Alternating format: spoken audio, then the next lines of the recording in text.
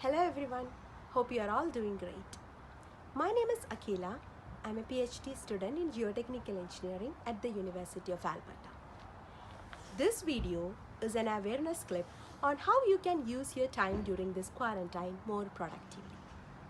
I've broadened this video focusing on those students who are planning to apply in the Department of Civil Engineering at the University of Alberta.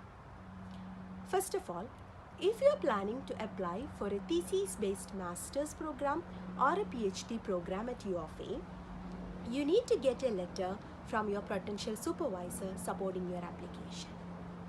For that, when you go to the web page of the department, you can see the different areas of research.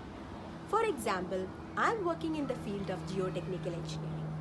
So when you go to the web page for Geotechnical Engineering Department, you can see the list of faculties enrolled there. So when you go to the web page of the faculties, you can see their research areas, their potential topics, and their recent publications.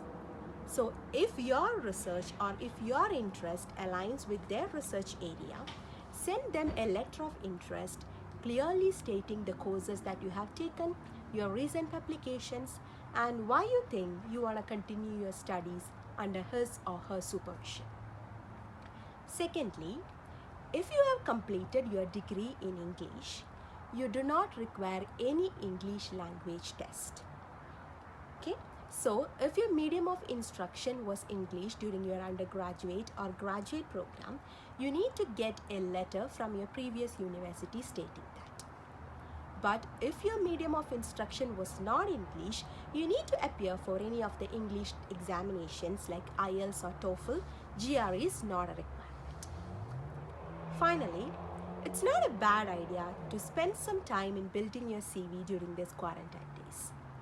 Speaking from the geotechnical point of view, I would say it might be a good idea to get some experience in numerical modeling softwares like Plaxis, FLAG, Soil Vision, or GeoStudio.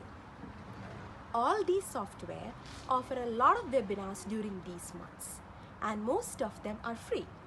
So it might be a good idea to attend those webinars, and if you can, install a demo version and get some basic modeling experience.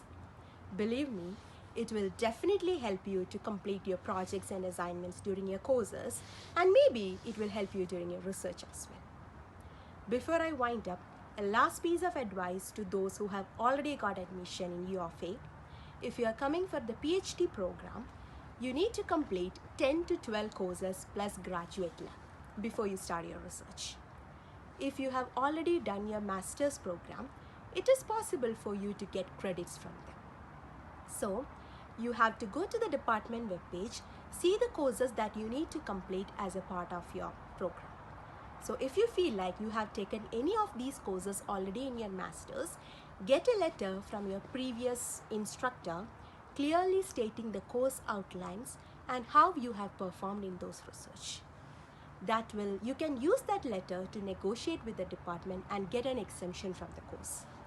That will help you to save a lot of time and spend more time on your research. So, if you have any further questions on the admission requirement or webinars for the software or letter of interest, feel free to contact me. Till then, stay safe and take care. Bye.